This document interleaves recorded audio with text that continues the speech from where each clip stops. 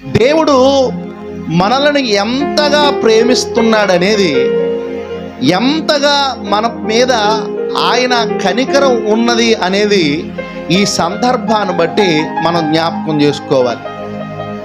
ఇక్కడ ఉన్నటువంటి నేను త్రాగుబోతుని. ఎవరనే? త్రాగుబోతుని నేను, వ్యసనపరుని నేను. నన్ను అందరూ అసహించుకునేవారు,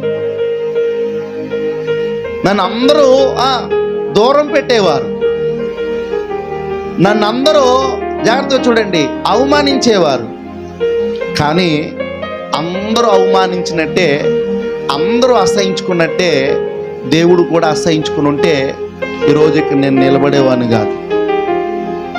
అలాగే నాతో పాటు దేవుని సన్నిధిలోకి చేరినటువంటి మీరు కూడా ఒకానొక పరిస్థితి ఎలా ఉండేది, ఒకానొక పరిస్థితిలో నిన్ను ప్రేమించేవారెవరు, నిన్ను ఆదరించేవారెవరు, నీకు సహాయం చేసేవారెవరు, నిన్ను బలపరిచి ఒక ప్రత్యేకమైన విధానాల్లో నిన్ను సిద్ధపరచడానికి ఆకాశం నుంచి ఆయన సింహాసనం నుంచి దిగి వచ్చిన వారు ఎవరనేది నీవు గనక గ్రహిస్తే యోబు పలికిన మాటలో అంతరార్థం నీకు అర్థమవుతుంది.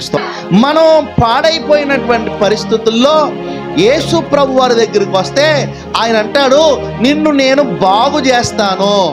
ఏం చేస్తాడో? బాగు చేస్తాడు. ఈరోజు నన్ను బాగు చేశాడు. అలాగే నిన్ను మిమ్మలను దేవుడు బాగు చేస్తున్నాడు. ఎందుకు చెప్పనా? మనం బాగుగా ఉండటం ఆయనకి ఇష్టం. ఎలా ఉండటం? బాగుగా బ్రతకడం ఆయనకి ఇష్టం. ఆరోగ్యంగా ఉండటం ఆయనకి ఇష్టం. పరిశుద్ధంగా ఉండటం ఆయనకి ఇష్టం. మనం చూడండి, వృద్ధి పొందే కొలది ఆయన సంతోషపడతాడు, ఆయన ఆనందపడతాడు. అదే ఆయనకి ఇష్టం.